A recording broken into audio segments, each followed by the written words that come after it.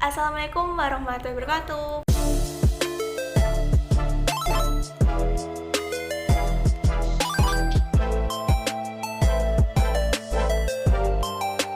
Perkenalkan, nama saya Adilatul Fanafis dengan NIM 343020000009.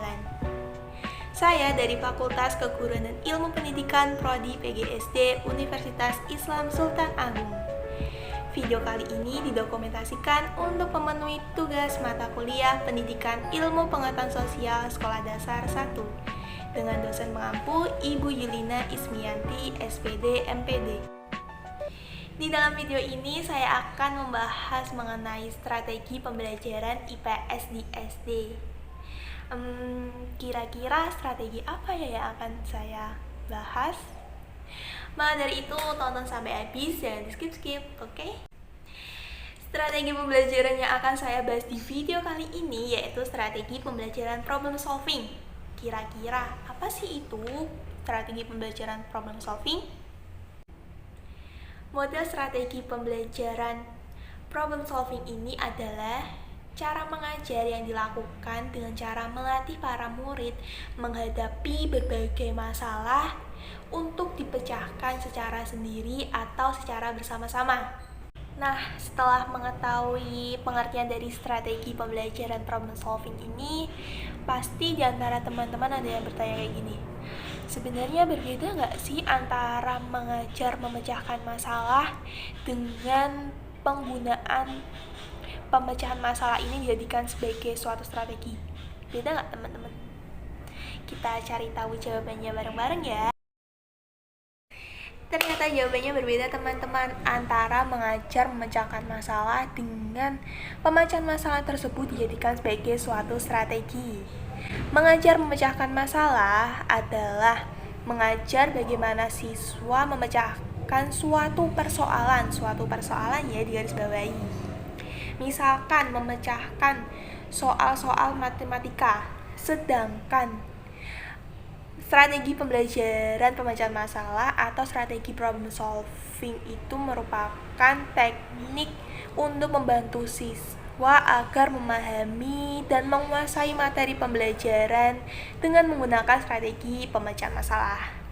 Dengan demikian, perbedaan antara keduanya itu terletak pada kedudukan pemecahan masalahnya, terletak pada si pemecahan masalahnya itu. Pada mengajar menyelesaikan masalah, kedudukan pemecahan masalahnya itu dijadikan suatu konteks atau suatu isi. Misalnya tadi isinya memecahkan atau konteksnya memecahkan soal-soal matematika kan. Sedangkan pada strategi pembelajaran pemecahan masalah atau strategi problem solving, kedudukan pemecahan masalahnya itu sebagai suatu strategi, sebagai suatu alat untuk memahami, menguasai materi pembelajaran. Adapun ciri dari strategi pembelajaran problem solving atau strategi pembelajaran pemecahan masalah yang harus teman-teman ketahui juga nih. Ciri yang pertama yaitu siswa bekerja secara individual atau bekerja secara kelompok kecil. Yang kedua, pembelajaran lebih ditekankan kepada materi pembelajaran yang mendukung persoalan-persoalan yang akan dipecahkan. Dalam hal ini lebih disukai persoalan yang banyak mengandung cara pemecahannya. Yang ketiga, siswa banyak menggunakan pendekatan dalam belajar. Yang keempat, hasil dari pemecahan masalah adalah tukar pendapat atau sharing di antara semua siswa. Nah, setelah teman-teman mengetahui pengertian dan ciri-ciri dari strategi pembelajaran problem solving ini, teman-teman juga harus mengetahui langkah-langkah atau tahap-tahapan dalam model pembelajaran problem solving ini. Yang pertama itu ada tahap I can, saya bisa atau mampu. Tahap ini berarti tahap membangkitkan keyakinan siswa atau tahap untuk membangkitkan motivasi pada diri siswa. Yang kedua ada define atau mendefinisikan, yaitu siswa membuat daftar hal yang diketahui dan hal yang tidak diketahui melalui gambar grafis untuk menjelaskan permasalahannya. Yang ketiga ada explore atau mengeksplorasi, yaitu merangsang siswa untuk mengajukan pertanyaan dan membimbing untuk menganalisis dimensi-dimensi permasalahan yang dihadapi.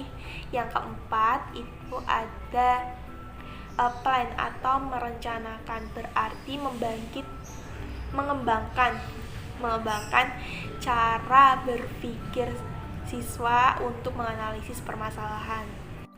Yang kelima ada do it atau mengerjakan. Dalam hal ini berarti membimbing siswa secara sistematis untuk memikirkan suatu jawaban yang mana nantinya akan dijadikan sebagai pemecahan masalah. Yang keenam ada cek atau mengoreksi kembali. Dalam hal ini membimbing siswa untuk mengecek kembali jawabannya yang mungkin ada kesalahan yang dibuat kan, jadi dicek kembali. Yang ketujuh, yang terakhir nih, ada generalis atau generalisasi, yaitu membimbing siswa untuk mengajukan pertanyaan.